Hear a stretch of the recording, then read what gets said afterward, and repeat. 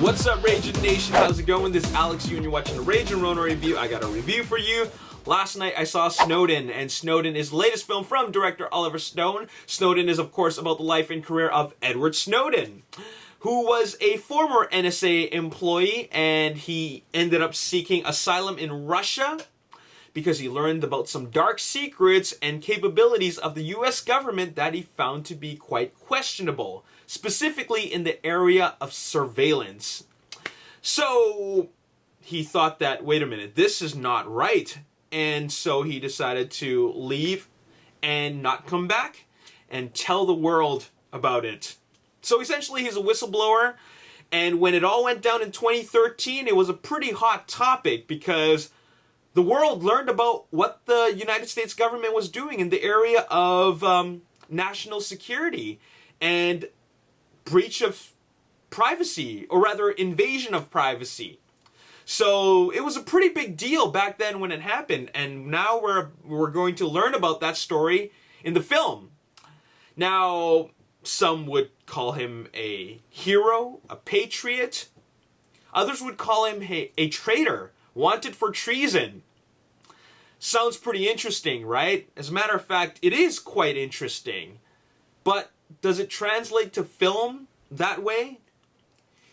Well, I'll tell you that when the movie starts, the first words that come up are, this film is a dramatization of real life events. And I'm glad that they put that there. Because before watching this film, I actually knew about what went down. I read about a lot of the stuff that happened in 2013 when he did the whistleblowing. And of course, there's also an extensive Wikipedia page about what happened. And there's a lot of information there. And to be completely honest, while it seems very, very exciting, especially for Edward Snowden, it isn't really that interesting. So he, uncovered a bunch of secrets and he told the whole world about it. I'm glad that they dramatized it because they need to do that for cinematic effect, because it really isn't that exciting, to be completely honest. It just doesn't translate to film that well. Just like The Social Network, directed by David Fincher, it's a dramatization of how it all went down. And we don't know for sure if it all went down. Mark Zuckerberg will tell you otherwise. But it's done for cinematic effect. And I'm positive that Oliver Stone created took some liberties with the story just for cinematic effect, because it really isn't all that exciting, to be completely honest. Now, don't get me wrong. It starts off interesting. It grabs your attention. In fact, just the story of Edward Snowden, a film about this person that did all this, is actually pretty interesting. And it grabs your attention at the beginning, especially during the training scenes. But somewhere in the second act, it just loses my attention. And I think the main reason why is because once they start learning about the capabilities of the National Security Agency, it has that shock value. But then that initial shock value is gone afterwards. And then it's a whole bunch of political mumbo-jumbo, lots of conversation exchanged back and forth about, political stuff, and then talking about algorithms and lots of codes and ones and zeros and all that stuff. It's just a little bit too much that I'm feeling disengaged with the story.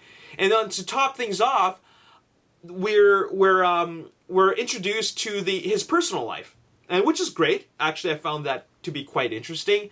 But I think they lost that balance of how much of his personal life to add into the story, because once we get back into the repetitive scenes of him, and by him I'm talking about Joseph Gordon-Levitt as Edward Snowden, and Shailene Woodley, who plays the love interest. As soon as we get into the back and forth banter between the two, and we keep on going back to those scenes, how they're having problems in the relationship, it just gets a little bit repetitive to the point where I feel it distracts, or rather takes away from the bigger picture. And I'm more interested in the bigger picture. I want to know how he's able to get away with stuff, and we're really only treated to a little bit of that.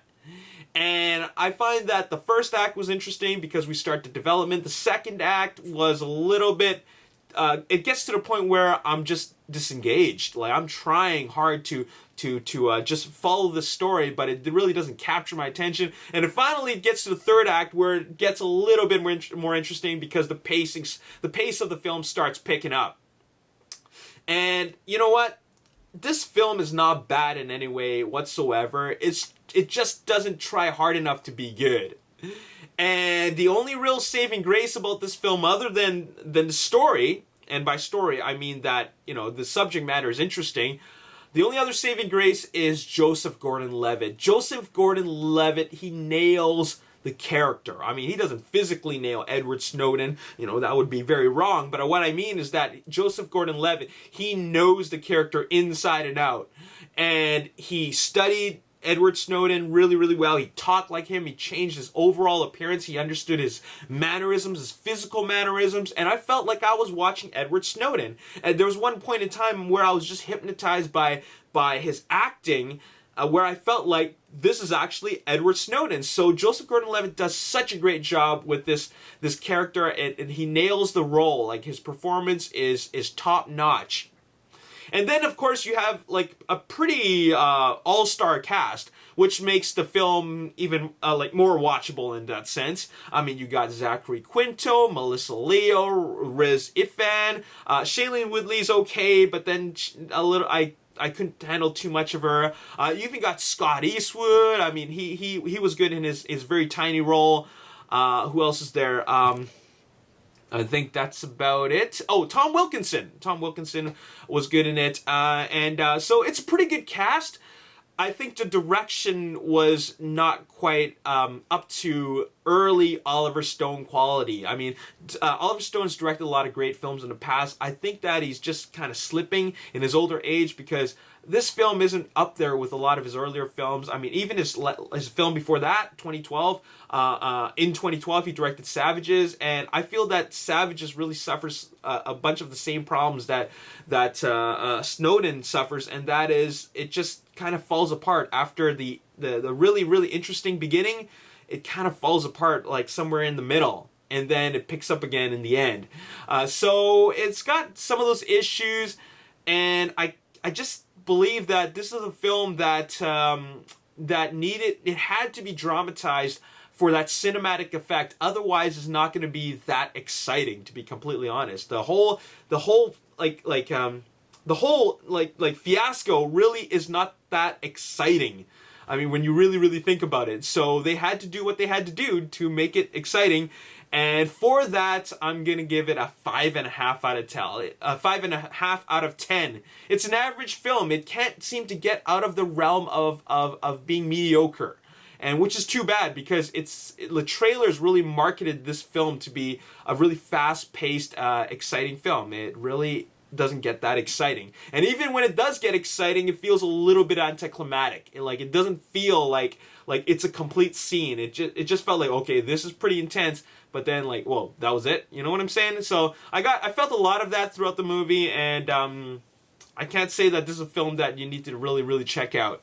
So anyways, that's all I gotta say in this video. I'm gonna give it a 5.5 out of 10. And as always, if you want to see more reviews, hit the like button, subscribe to the YouTube channel, like me on Facebook, The Ragin Nation. Also follow me on Twitter at Ragin Nation. My name is Alex. Thanks for watching. I'll see you next time. Peace. By doing this. And those two young guys are played by Miles Teller and Jonah Hill. And they're two buddies. And then